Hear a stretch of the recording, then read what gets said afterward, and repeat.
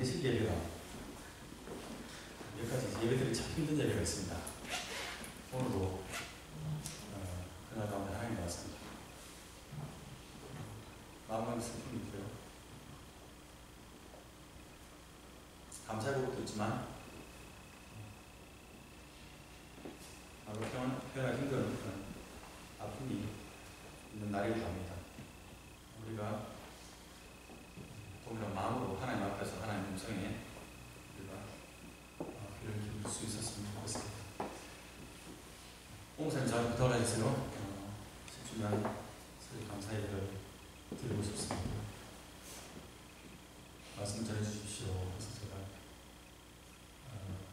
부탁받고 제일 먼저 이 부분을 떠올렸습니다. 잘 아는 내용입니다. 아마 여러분 신앙생활 오래 하셨던 분들은 아마 오늘 제가 무슨 말을 하고 싶은지 다 잘 아실 것입니다. 동일하게 우리 말씀 앞에서 우리 자신을 한번 살펴볼 수 있기를 바랍니다. 쉽지 않은 상황이고요. 쉽지 않은 내용들입니다. 원래 설교가 가벼운 농담이 하나 준비가 됐었는데 이 분위기에서 도무지 제가 농담을 하지 못할 것 같아요. 상황이 힘들어졌어요. 전에 제가 청년하고 한 상담 잠시 다녔었는데요. 청년 지도할 때. 이제 그 자매가 했던 이야기가 하나 봅니다. 자기 결혼을 못할 것 같아요. 왜? 결혼했는데 그보다 더 좋은 사람 나타나면 어떡해요? 그래서 결혼을 선택 못하기 때문에 결혼은 신중하게 생각하고 결정해야 되는 건 맞습니다. 특히 딸 가진 저로서는 저희 딸이 굉장히 저희 아들이 배우자를 고를 때 굉장히 신중했으면 좋겠습니다. 그런데 한 가지 놓치고 있는 것은 그렇게 고른다고 해서 안 행복한 건 아니잖아요. 행복할 수 있다는 얘기입니다. 한 방송에서 보니까 그때 그런 얘기를 하더라고요. 집사람과 같이 텔레비전 보고 있었는데 그리고 이제 사회자가 물었습니다. 어떤 부부에게 만약에 다시 태어나신다면 지금의 아내와 남편과 또 결혼을 하시겠습니까? 질문을 했습니다. 그런 질문 참 자주 하잖아요. 방송 보면 그죠? 저 집사람이 저를 지그시 쳐다봤습니다. 오래전 이야기예요. 제가 본능적으로 느꼈죠. 정신 바짝 차려야 된다. 말 똑바로 해야 된다.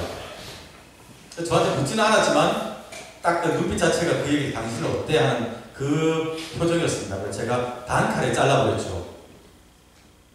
기독교는 환상이 없다. 결혼 한 번 하면 끝이야.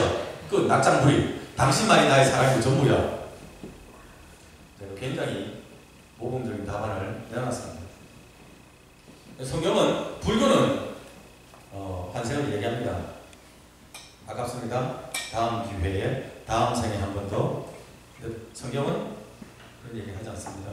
우리가 눈을 감았다가 다시 뜨게 될 때, 그때는 주님의 얼굴을 보며 우리가 영광 중에 영원토록 살든지, 아니면 주님 없이 영원한 형벌 가운데 지옥에서 살게 되든지, 둘 중에 하나라고 얘기를 합니다.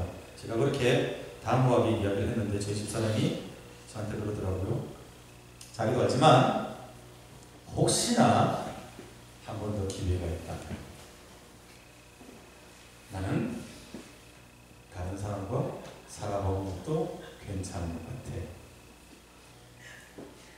저도 알아요. 제가 좀 힘든 사람이라는 저도 알거든요. 얼마나 저를 만나서 고생했는지 제가 많이 아는데, 그래도 대놓고 그렇게 훅 들어오니까 저는 그냥 편하게 이렇게 쉬면서 텔레비전 보고 있었는데 갑자기 기분이 굉장히 거시기 하더라고요. 제 표정이, 제가 눈동자 막 흔드는 걸 봤는데 집사람이 그러더라고요. 아니, 내 말은 당신과 사는 게 정말 행복한데, 그래도 내가 그냥 너무 행복하지만 그래도 그냥 하는 말이야. 그냥 혹시나 다른 사람과 살아도 또 다르게 행복해서 살았을 것 같다라고 이야기를 하는 겁니다. 저도 압니다.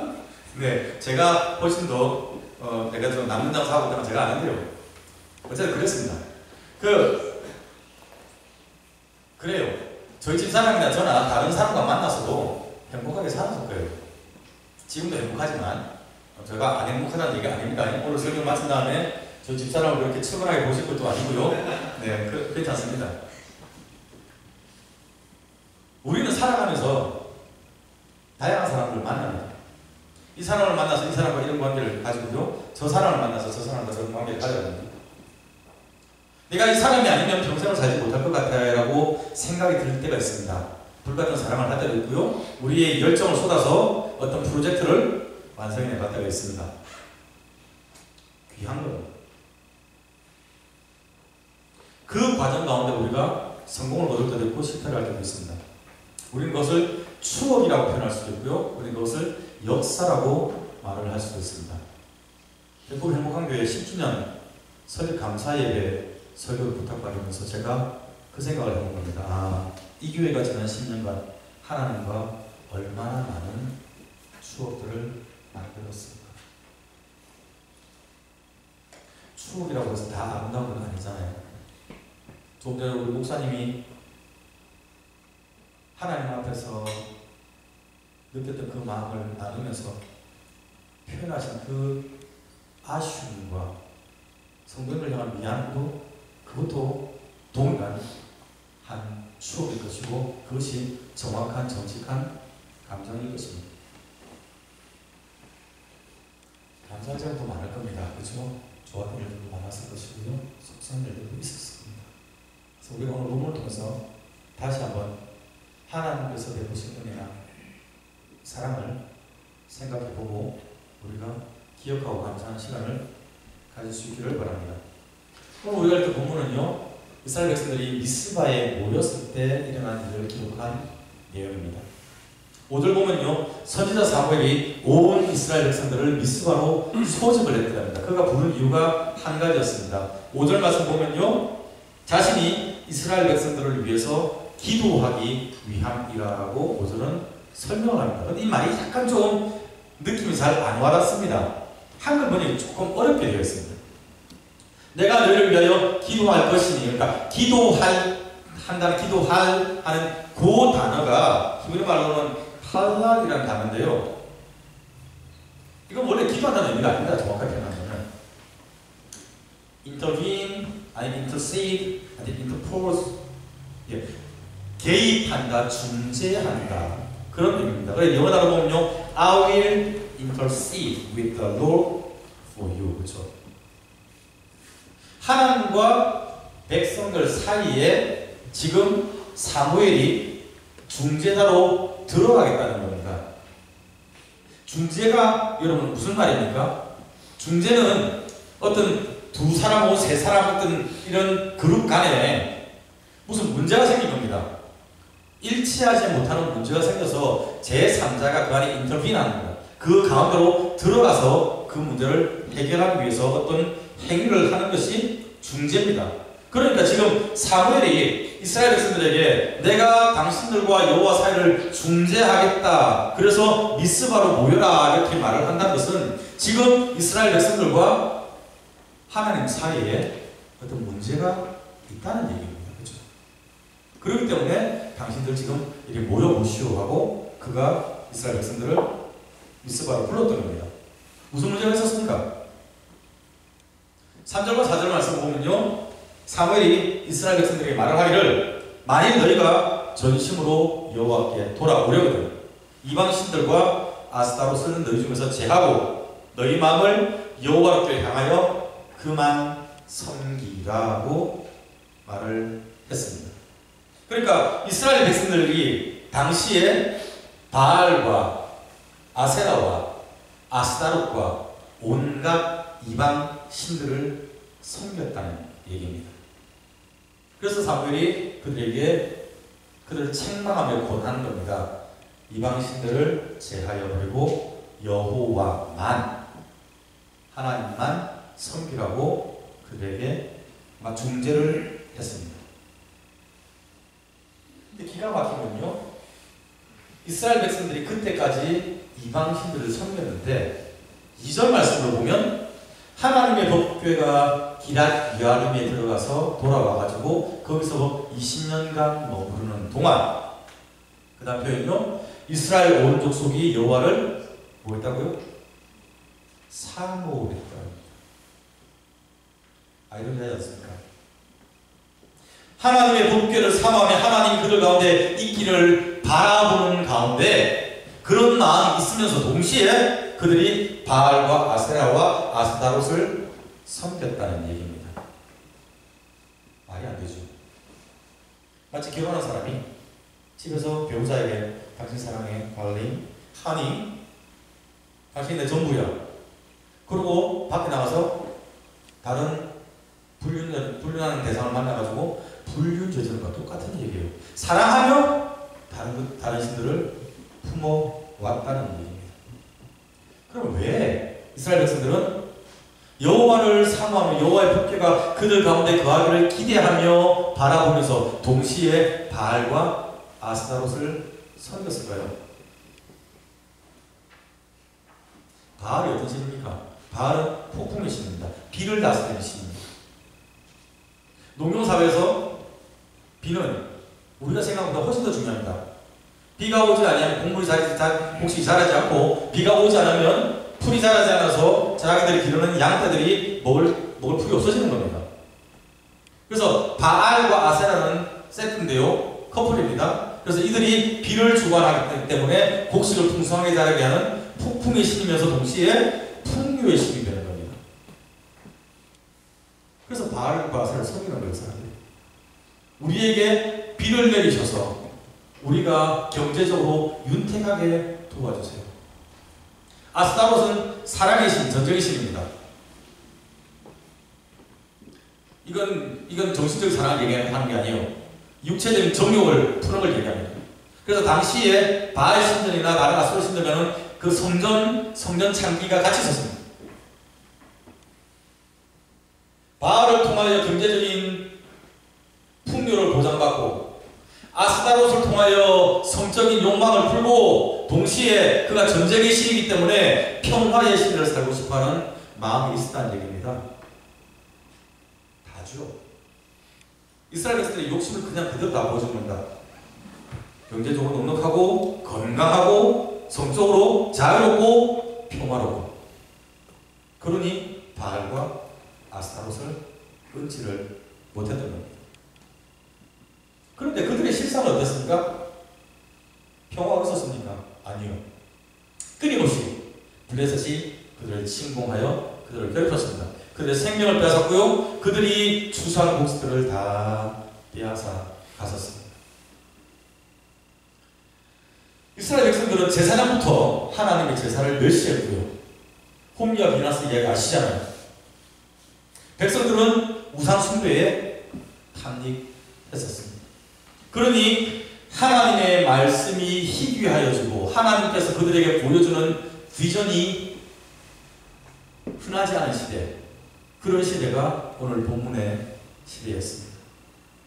이스라엘 백성들은요, 하나님이든 바알이든 아스타롯이든 아세라든 누구라도 자신들의 행복을 보장해 줄 수만 있다면 그 신을 우리가 섬기게 해주라고 열린 마음을 가지고 섬겨왔지만, 그들은 전능하신 하나님으로부터 외면을 당했고, 전쟁의 신 아스타롯이 도와주는 보호함을 받지 못했으며, 바알이 내려줬던 풍요의 결과를 자신들이 맛보지 못하는 비참한 삶을 살았다는 얘기입니다. 사무엘이 그들에게 촉구합니다. 너희 마음을 여호와께로 향하여 그분만 섬겨라. 그리하면 너희를 블레셋 사람의 손에서 건져내시리라. 하나님께 돌아오라고 사무엘이 촉구한 겁니다. 그래서 온 이스라엘 백성들이 미스바에서 모여서 물을 길어 여호와 앞에 부었더랍니다. 회개를 상징하는 거죠. 그리고 종일 금식하고 자신들의 죄를 자복하고 회개했습니다. 우리가 여호와께 범죄하였나이다. 주여 용서하소서. 그런데 여러분, 놀라운 것은 그들이 하나님께 회개하고 하나님께 예배하러 모였을 때 블레셋 사람들이 그들을 치러왔다는 얘기입니다. 이게 우리 일상입니다, 여러분. 우리가 교회를 개척하고 우리가 교회에 출석하고 우리가 하나님께 헌신하고 하나님께 예배하기 위해서 모였을 때 우리 가운데 시험이 찾아온다는 얘기입니다. 우리를 넘어뜨리는 대적이 지금 이스라엘 백성들에게는 블레셋이 그들을 죽이기 위해서 그들이 모였던 미스바 지역으로 함께 몰려 나왔습니다. 여러분, 그들이 당시에 이스라엘 백성들이 느꼈던 그 공포, 여러분 상상을 해보셨습니까? 성경 본문은 명확하게 얘기합니다. 그들이 블레셋 상황을 보고 두려워하였더라고 성경은 이야기를 합니다. 잊지 마십시오. 우리가 예배할 때, 우리가 헌신할 때, 하나님의 얼굴을 구하며 나올 때 그것을 방해해야 하는 환경들이, 시험들이 우리 가운데 찾아올 수가 있습니다. 우리를 두렵게 만들 겁니다. 우리가 생각하기를, 야, 내가 생각 잘못한 것 아니야? 내가 사무엘 말 듣는 게 아니었는데 괜히 여기 온 건 아니야? 내가 괜히 헌신했던 건 아닌가? 두려워하며 후회하게 만드는 그러한 상황으로 여러분이 내몰릴 수도 있습니다. 우리의 믿음을 송두리째 흔드는 힘든 시험이 우리 가운데 찾아올 수도 있습니다.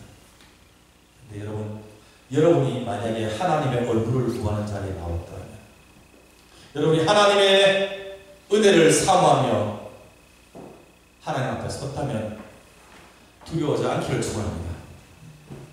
하나님이 일하신 걸 여러분이 경험할 수 있을 겁니다. 그때 결코 물러서지 마십시오. 여러분이 하나님의 은혜를 경험하고요, 영적으로 성장하는 귀한 기회가 될 것입니다. 그리고 하나님과 여러분 사이에 새로운 추억을 만드는 놀라운 은혜의 현장이 그 자리가 될 것입니다. 말씀드린 것처럼 블레셋 사람이 왔다는 소식을 듣고 이스라엘 백성들은 많이 두려웠습니다. 근데 놀라운 것은 그들이 후회하고 두려워하고 돌아선 것이 아니라 사무엘에게 나와 당신이 우리를 위하여 하나님께 기도해 주세요 하고 기도 요청을 하며 여전히 하나님의 얼굴을 구했다는 사실입니다. 쉬지 말고 우리를 위해서 기도해 주세요. 사무엘의 사명이었고요, 오늘날 목회자의 사명이고요, 세상을 향한 저와 여러분의 사명입니다. 우리가 영혼을 맡은 사람이기 때문에 목사가 책임자가 아니라 우리 모두가 세상에 잃어버린 영혼을 향한 민족과 열방의 제사장으로 하나님께서 부르셨기 때문에 우리가 그들을 위하여 쉬지 않고 기도해야 될 책임이 있다는 얘기입니다. 그들의 요청이 있었습니다. 당신은 우리를 위하여 쉬지 말고 여호와 하나님께 간구하여 주옵소서.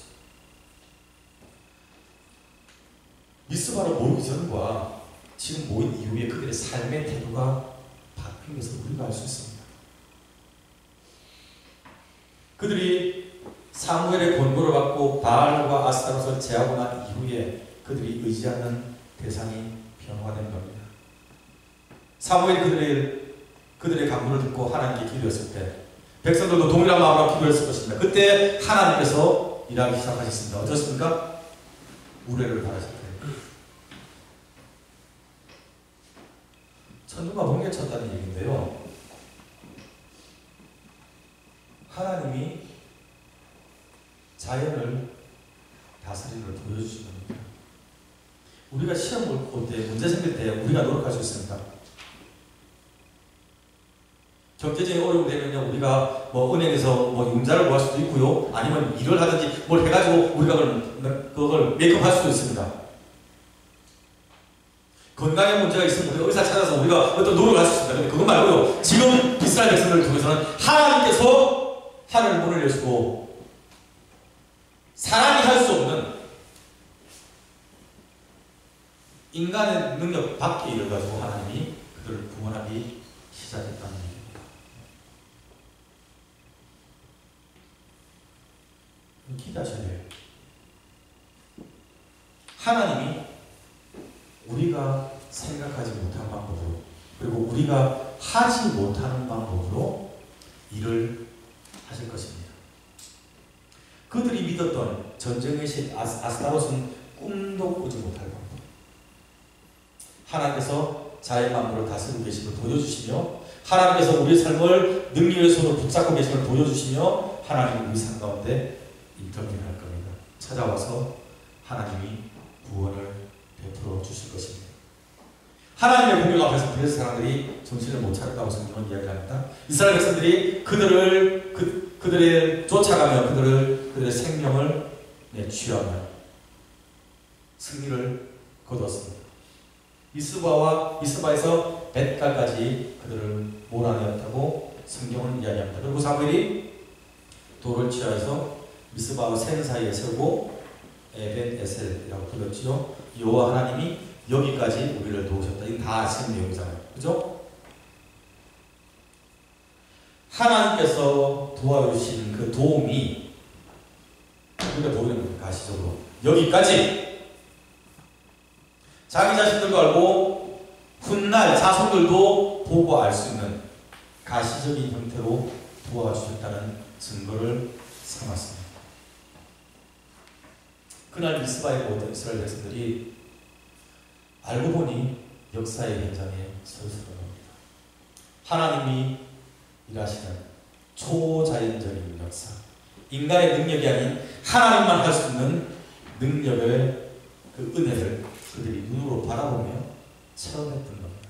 그러니 하나님이 여기까지 도와주셨다고 믿음의 기념물을 그곳에 세웠습니다.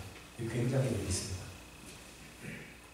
성경 보시면요, 이스라엘 백성들이 믿음의 기념물을 세운 것을 종종 봅니다.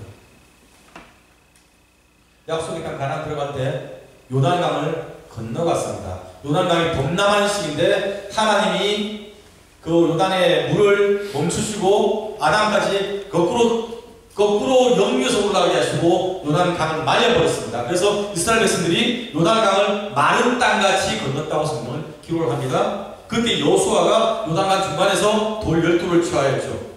그리고 그 12가지 돌을 길갈에 들고 가가지고 거기서 세우며 고백합니다. 훗날 우리 자손들이 우리에게 이 돌이 무엇이냐고 의미를 묻는다면 너희는 분명하게 이야기하라. 여호와께서 우리와 함께 하심으로 우리가 이 요단을 마른 땅같이 밟고 건넜기 때문에 그 증거로 우리가 여기에 돌을 세웠다라고 이야기를 하기 위해서 그곳에 돌을 실제로 세웠습니다. 저는 이거 굉장히 귀하게 봅니다.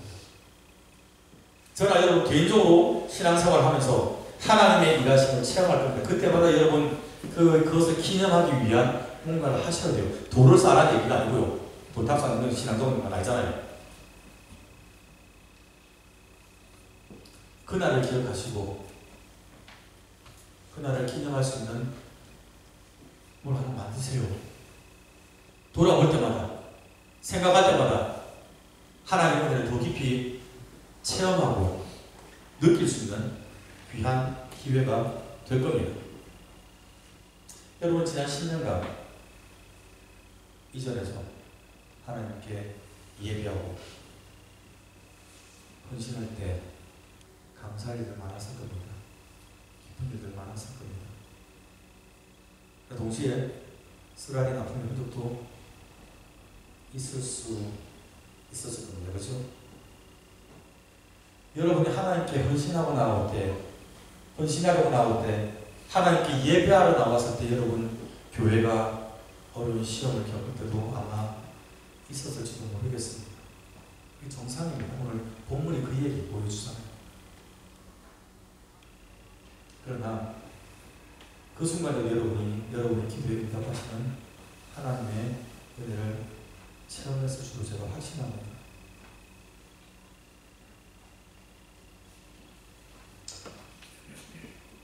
오늘 말씀하신 것처럼 그리고 김선생님 기도하신 것처럼 우리가 이제 다시 함께 하나님 앞에 나아갈 것입니다. 장소가 바뀌었지만 동일하게 우리가 하나님 앞에 설 겁니다. 매주일 하나님의 얼굴을 구하며 나아갈 것이고요. 매주일 우리 가운데 있는 하나님과 같이 섞어서 섬겼던 것들을 끌어내는 시간들을 우리가 가져나가게 될 것입니다. 이스라엘 백성들이 미스바에서 하나님의 은혜를 구했듯이 우리가 주의 전에 모여서 함께 하나님의 얼굴을 구하며 은혜를 사모할 것입니다. 우리가 우리 마음을 물처럼 쏟아놓고 하나님을 찾게 될 겁니다. 고 목사님이나 저는 고 목사님이 여러분을 위해서 더 많이 하나님께 부르짖고 기도할 겁니다.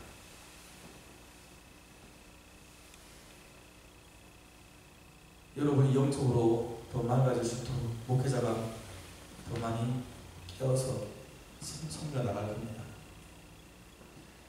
기대하시기 바랍니다. 하나님께서 우리를 도우십니다. 성경이 명확하게 우리에게 약속하시는 그 얘기입니다.